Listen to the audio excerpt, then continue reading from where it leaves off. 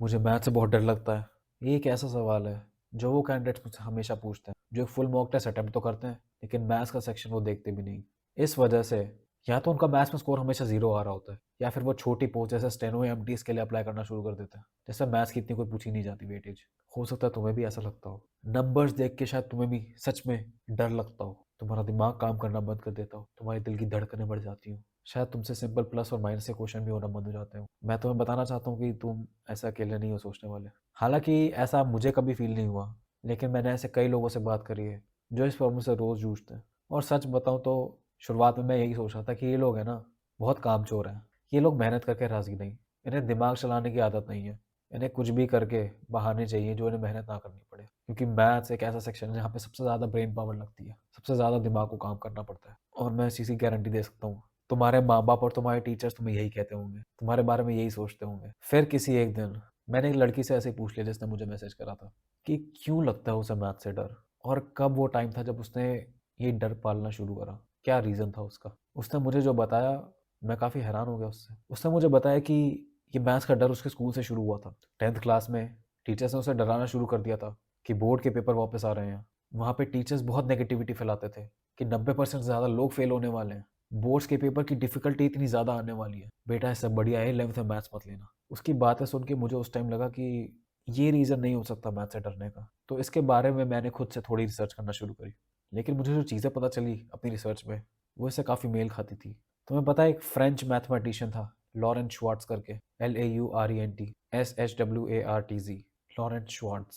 इन्होंने मैथ्स में fields medal जीता था, जो कि मैथमेटिक्स के लिए एक तरफ से तुम मान सकते हो नोबेल प्राइज़ होता है। तुम्हें पता है 9th और 10th में लॉरेंट को मैथ्स का हल्का सा डर लगता था। उन्हें ऐसा लगता था कि वो अपनी क्लास में मैथ्स में सबसे ज़्यादा स्लो और सबसे ज़्यादा बेकार है। ये बात जानने के बाद मैंने सोचना शुरू करा, ऐसा क्यों? और इसका जवाब मुझे अपने आप ही पता चल गया। सीपीओ 2023 के एग्ज़ाम में हाल ही में जो हुआ था, उसमें मेरे मैथ्स के सेक्शन में 50 में से 49 नंबर आए थे। लेकिन तभी भी मुझे याद है, कुछ क्वेश्चन ऐसे थे जिसमें बेसिक प्लस माइनस के क्वेश्चन में मैं हल्का सा 2 सेकंड के लिए लड़खड़ाया तो था। उस टाइम में हल्की सी नर्वसनेस मेरे दिल में भी आई थी, और वो चीज़ याद करके अब शायद मुझे थोड़ा-थोड़ा समझ में आ रहा है कि क्यों तुम मैथ्स से इतना डरते हो। असल में वो मैथ्स का डर नहीं है, वो डर है फेलियर का, वो डर है उन चीज़ों का जो तुम्हें नहीं पता, वो डर है फ्यूचर का। तुम्हारी एंग्जायटी और तुम्हारी ओवरथिंकिंग एक बहुत बड़ा रीज़न है कि तुम मैथ्स को देखते ही उससे डरने लग जाते हो।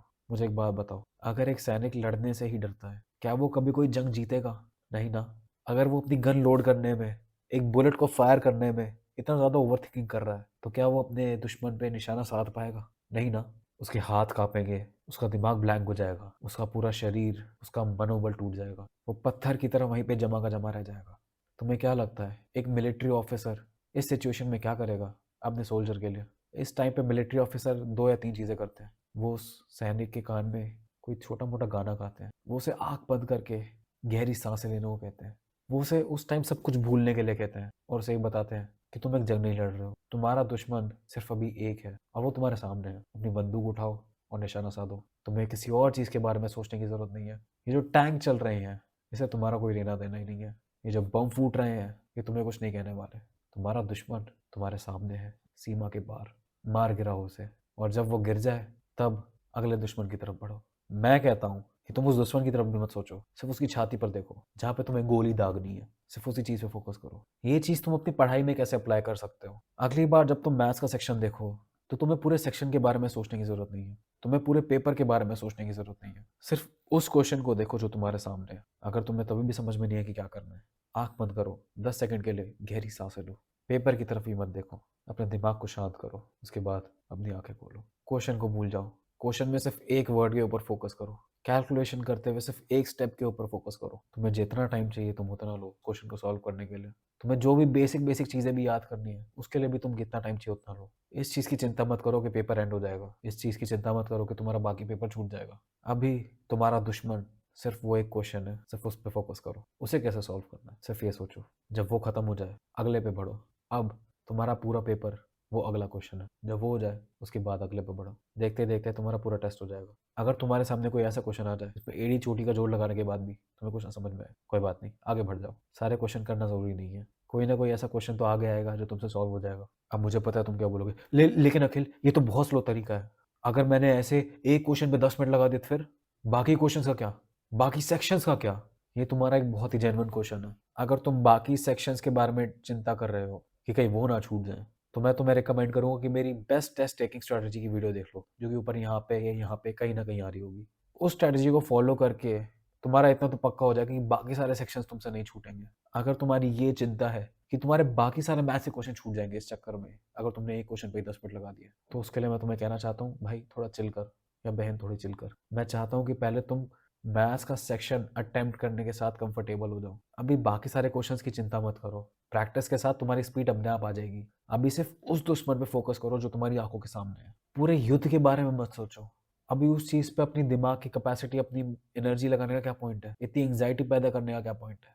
अगर ये सब सुनने के बाद तुम्हें अभी भी लगता है कि तुम हमेशा मैथ से डरते ही रहोगे, अगर तुम्हें अभी भी लगता है कि तुम इस तरीके से पढ़ नहीं सकते, तो मैं तुम्हें कहना चाहता हूँ, कॉम्पिटिटिव एग्जाम की तैयारी करने का फिर तुम्हारा कोई पॉइंट नहीं है। प्रिपरेशन की जर्नी में कोई भी एग्जाम करो, तुम्हारे सामने इतनी ज़्यादा मुश्किलें आएंगी कि तुम्हारा रोज़ टेस्ट लिया जाएगा। और अगर तुम्हारा ये एटीट्यूड है प्रॉब्लम से दूर भागने का, ना कि उन्हें फेस करने का, तो मैं तुम्हें बताना चाहता हूँ तुम अपना ही टाइम वेस्ट कर रहे हो। इससे बढ़िया तो है जाओ जियो किसी अनमोल की तरह। लेकिन अगर तुम्हारा एक पैशन है, तुम्हारी ड्रीम है कि मुझे एक ऑफिसर बन के रहना है, मुझे अपनी फैमिली कंडीशन सुधारनी है, मुझे अपने आप को प्रूव करके दिखाना है, अगर तुम्हें पता है कि इस जर्नी में तुम्हारे सामने कितनी ज़्यादा मुश्किलें आने वाली है, लेकिन तुम अपने डरों को काबू करके एड़ी चोटी का जोर लगाने के तैयार हो, तुम दिन और रात एक करने के लिए तैयार हो, तो मैं तुम्हें बताना चाहता हूँ, तुम्हें जिन भी चीज़ों से डर लगता है ना, उनसे फ़र्क नहीं पड़ता। मैं चाहता हूँ तुम सोच के देखो, वही घिसे पिटे तरीके से प्रिपरेशन करते जा रहे हो, हमेशा बाकी सेक्शंस को कंप्लीट करने के चक्कर में मैथ्स को इग्नोर करते जा रहे हो। तुम रोज क्लास लेते हो और तुम्हें रोज कुछ ऐसा दिखता है जो तुम्हें समझ में नहीं आता, शायद से ट्रिग्नोमेट्री, शायद से परसेंटेजेस, रेशियो, प्रोपोर्शन। तुम उसे 2 मिनट देखते हो, इतने में गिव अप करके बैठ जाते हो और अपने मन को ये बोल के बहलाते हो कि मैं कल कर लूंगा। तुम्हें ये चीज़ रियलाइज नहीं हो रही कि तुम ये 3 सालों से बोलते जा रहे हो। मैथ्स तुमने अभी तक शुरू भी नहीं करी, तुम्हारा वो कल अभी तक नहीं आया। तुम्हें लगता तो है तुम बहुत मेहनत कर रहे हो, लेकिन तुम्हारा रिजल्ट कुछ और ही बात बताता है। टेस्ट का दिन आ चुका है, तुमने बाकी सारे सेक्शन अटेम्प्ट कर लिए, लेकिन जब मैथ्स की बारी आती है तुम्हारे हाथ कांपने शुरू कर जाते हैं। तुम मैथ्स में तुक्के लगाना शुरू कर देते हो, जिसमें से सारे के सारे क्वेश्चन गलत ही हो जाते हैं। पेपर खत्म होने के बाद तुम्हें थोड़ी एंजाइटी सी होती है, कट ऑफ क्लियर होगी या नहीं होगी। आखिर में तुम्हें पता चलता है कि तुम्हारी कट ऑफ 30 नंबरों से भी ज़्यादा से रह गई। जब पेपर का एनालिसिस होता है, जब तुम्हें पता चलता है कि मैथ्स का सेक्शन तो बहुत ज़्यादा ईजी आया था, तुम बहुत आराम से उसमें नंबर ला सकते थे अगर तुमने अपने डरों को काबू में करा होता तो, अगर तुमने उसमें पहले से काम करा होता तो। तुम इसी साइकिल में फंसे रह गए हो, साल भर साल मैथ्स का सेक्शन छोड़ आते हो। अब तुम्हारी एज लिमिटेड हो चुकी है, तुम्हें कोई प्राइवेट कंपनी भी रखने के लिए तैयार नहीं है।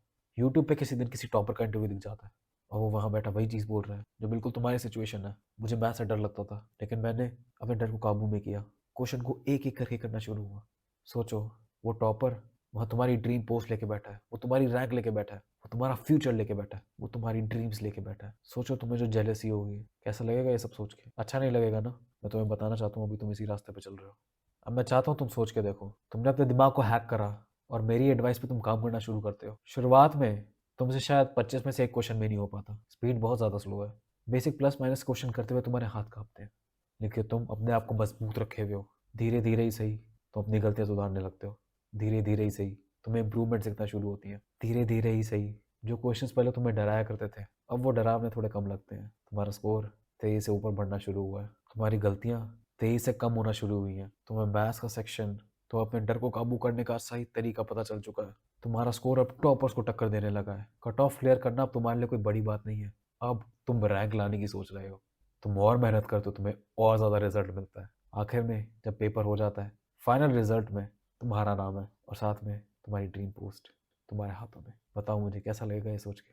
अगर तुम अभी मेरी बातों पर विश्वास नहीं कर पा रहे हो, अगर तुम अभी भी अपने ऊपर सेल्फ डाउट कर रहे हो, अगर तुम्हें अभी भी ऐसा लग रहा है कि मेरा फियर कितनी आसानी से काबू में किया जा सकता है, तो मैं उसमें तुम्हारा दोस्त नहीं ठहराऊंगा। ये सोसाइटी, एजुकेशन सिस्टम, हमारी टीचर्स शायद से कहीं ना कहीं इनका दोष था तुम्हारे मन में फियर पैदा करने में। तुम्हारा परिवार कहीं ना कहीं इनका भी दोष था। अगर तुम्हें सही टाइम पे एक ऐसा मेंटर मिल गया होता जो तुम्हें सही गाइडेंस देता, जो तुम्हें पढ़ने का सही तरीका बताता, जो तुम्हें तुम्हारी गलतियां दिखाता और तुम्हें ये बताता कि उन्हें सॉल्व कैसे करना है, तो शायद आज तुम्हारी ये हालत नहीं होती। मैंने यूट्यूब पे बहुत देखा, इस टॉपिक पे बहुत कम वीडियोस बनी हुई हैं और खासकर एसएससी को लेकर तो कोई भी वीडियो नहीं बनी हुई। ज्वाइन करो मुझे, मेरा टेलीग्राम चैनल जिसका लिंक मैंने नीचे डिस्क्रिप्शन में दे रखा है। कनेक्ट करो मेरे साथ और मुझसे पूछो अपने डाउट्स। मैं तुम्हें लेके जाऊंगा सक्सेस की उस सीढ़ी तक जहाँ पे चढ़ने से आज तक शायद तुम डर रहे थे। अब मैं वहीं मिलूंगा तुम्हें। सर झुकाओ, काम करो।